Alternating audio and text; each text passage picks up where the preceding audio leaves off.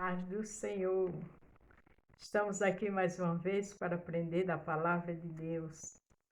A palavra que orienta a mim e a você, que dá vida, que dá direcionamento. Se você vai ver pela manhã, bom dia. Se for à tarde, boa tarde. E se for à noite, boa noite. Estamos trabalhando no livro de Davi.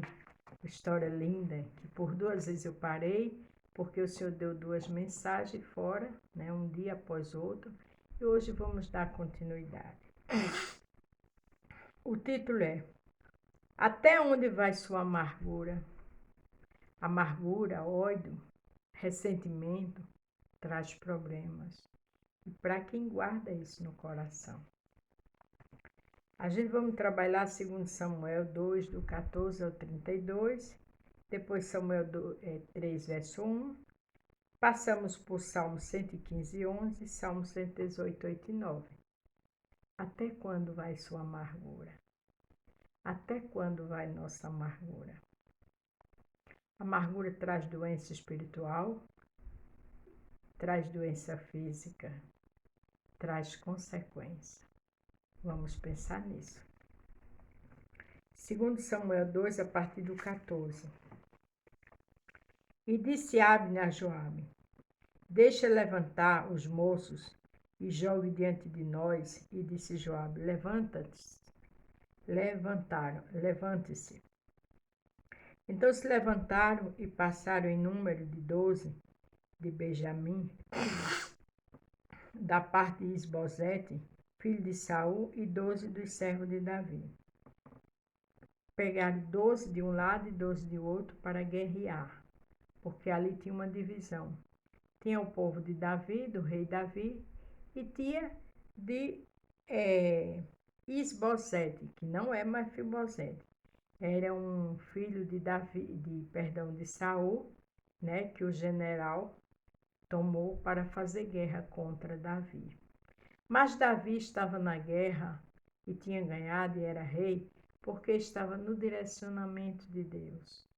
Às vezes a amargura é tão grande por conta de inveja, oposição contra aquele ou aquela que Deus escolheu. Eu quero dizer a você, se estiver nesse sentido, saia muita pressa, porque oposição ao homem ou à mulher de Deus só traz consequência para quem faz essa rebelião. E cada um lançou mão da cabeça do outro, cravou-lhe a espada de um lado e caíram junto. Por isso se chamou aquele lugar Eicate Azurim, que está em junto a Gibeão, que era guerra das batalhas. Já pensou? Guerra das espadas, perdão. Matou 12 de um lado e 12 do outro.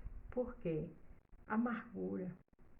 Porque aqueles homens estavam medindo força sem necessidade. O Senhor já tinha escolhido um rei, que era Davi.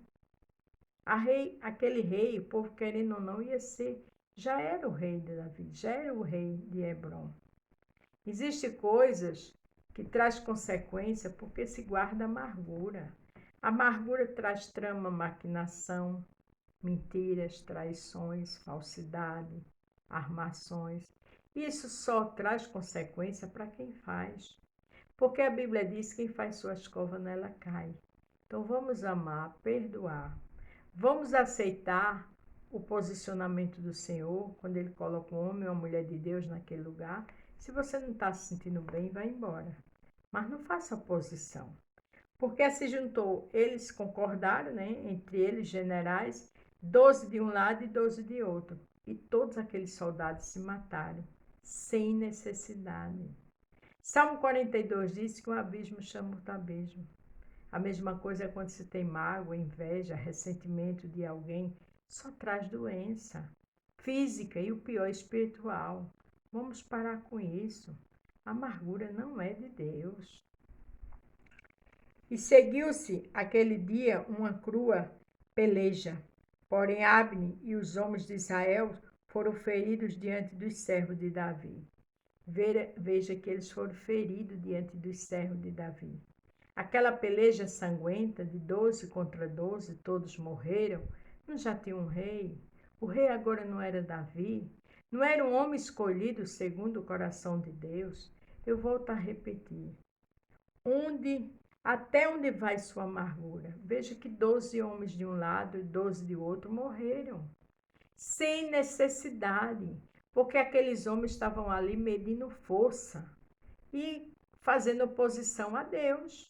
Porque quando a gente é contra um homem ou uma mulher de Deus, a gente está fazendo oposição simplesmente a Deus. O que foi que ele disse a Paulo? Que Paulo o perseguia. Por quê? Porque Saulo perseguiu o povo de Deus, e o povo de Deus é a menina dos seus olhos. Então, pare de oposição àquilo que Deus já determinou. Pare de oposição, porque isso só traz consequência. E estavam ali os 3 filhos de Zeruia, e Joabe, Abisai e Azael. E Azael era ligeiro de pés, como a gazela do campo. Azael era de guerra, né?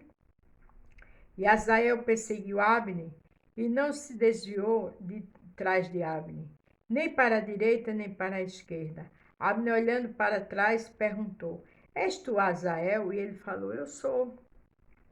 Então disse Abner: Desvia-te para a direita ou para a esquerda e lança mão de um dos nossos moços e toma os teus despojos. Porém, Azael não quis desviar-se de detrás dele. Esse general pediu a ele que se desviasse, parasse de lutar e fosse atrás de um dos soldados e pegasse os despojos, quer dizer, sobras, presentes, coisas de guerra, materiais. Mas ele não quis. Ele permaneceu naquela insistência que custou a vida dele. Então Abner tornou a dizer a Israel: Desvia-te de detrás de mim, porque hei de eu ferir-te e dar contigo em terra? E como levantarei eu o meu rosto diante de Joabe, teu irmão? O que eu acho interessante é que ele aqui mandou, porque sabia que ganhava dele. Com certeza mais possante, a espada melhor, porque aqui diz que ele ganhou. Mas ele deu 2 oportunidades a ele. Primeiro mandou que ele fosse aos soldados e pegasse tudo ali, alguns despojos, bênçãos, materiais. Ou então que ele parasse com aquilo. Ele disse: Tu és irmão de fulano, que é meu amigo, é irmão de Joabe. Como é que eu vou olhar para ele se eu te matar? Existe às vezes conselho que o próprio Deus usa pessoas para te aconselhar, para me aconselhar, como o Senhor está falando agora. E a Bíblia diz que é melhor obedecer do que sacrificar. Escute o conselho enquanto é tempo. Tire essa amargura, tire esse rancor, tire essa inveja, porque vai custar a sua vida. Porém, não querendo ele se desviar, Abner o feriu com a ponta inferior da lança pela 5ª costela, e a lança lhe saiu por detrás e caiu-lhe, e morreu naquele mesmo lugar. E sucedeu que todos os que chegavam ao lugar onde Azael caiu, morreu, paravam. Já pensou? Com a ponta da lança. Veja que ele era muito mais forte, estava muito mais equipado do que esse homem, Azael. Matou. Ele deu 2 oportunidades a ele, mas ele preferiu ir avante com aquela, talvez, a soberba, a arrogância, achando que ia ganhar. A Bíblia diz que é melhor obedecer do que sacrificar. Vamos obedecer. Não vamos insistir naquilo que vai nos trazer transtorno, prejuízo. O Senhor está falando. Deixa essa amargura no lixo. Porém, Joabe e Abisael perseguiram Abner, e pôs-se o sol, chegando eles ao outro outeiro de Amar, que está diante de Gia, junto ao caminho do deserto de Gibeão. E os filhos de Benjamim se ajuntaram atrás de Abner e fizeram uma batalha e puseram no cume de um outeiro. Então Abner gritou a Joabe e disse: Consumirá a espada para sempre? Não sabes tu que por fim haverás amargura? E até quando não has de dizer ao meu povo que deixa de perseguir a seu irmão? Ele disse: Olha, a gente somos irmãos, a gente somos de um povo. Até quando vai continuar essa guerra? Aí o Senhor pergunta, até quando vai continuar essa amargura? Essa raiz de amargura, essa inveja, essa despeita, até quando? Quando morrer, igual esse soldado morreu? E disse Joabe, vive Deus, que se não tivesses falado, só pela manhã o povo teria cessado, cada um, de perseguir a seu irmão. Eu acho lindo aquele que ele diz, viva Deus, quer dizer, louvado seja Deus. Ele ouviu os conselhos dele. E era um soldado, um general, e aquele simples soldado não escutou os conselhos e morreu. Então Joabe tocou a trombeta e todo o povo parou e não os perseguiram mais a Israel e tampouco pelejaram mais. A corneta da paz. Se tocou uma corneta para cessar aquela guerra. A corneta que Deus quer de mim e de você é o louvor. É louvar, é adorar. Não entre em guerra. Deixe a amargura de lado, porque isso só traz morte. Isso não beneficia você em nada. Isso não é benéfico, isso é maligno. Vamos estar com a bandeira da paz. Vamos tocar a corneta do louvor para o Senhor. E vamos deixar o ressentimento para trás, como o Senhor jogou o meu e o teu pecado no lago do esquecimento. Louvado seja o nome do Senhor. E caminharam Abre e seus homens toda aquela noite pela planície, e passando o Jordão, caminharam por noite e Bitron, e chegaram a Manaim. Também Joabe voltou a perseguir Abner, e ajuntou todo o povo, e dos servos de Davi faltaram 19 homens e Azael. E Azael foi aquele justamente que não quis parar e morreu só com a ponta da lança. Porém, os servos de Davi feriram dentre os benjamins e dentre os homens de Abner 360 homens que ali ficaram mortos. Não precisava disso. Ele não queria aceitar que Davi era rei e houve essas sangrentas mortes. Às vezes o não aceitar traz consequência, morte espiritual, problemas que vai ficar as marcas. Não faça isso. Obedeça ao Senhor, louve ao Senhor, aceite a vontade do Senhor e o Senhor vai te honrar, te abençoar e te proteger lindamente. E o 32 diz, levantaram Azael e sepultaram na sepultura de seu pai, que estava em Belém. E Joabe e seus homens caminharam toda aquela noite, e amanheceu o dia em Hebrom.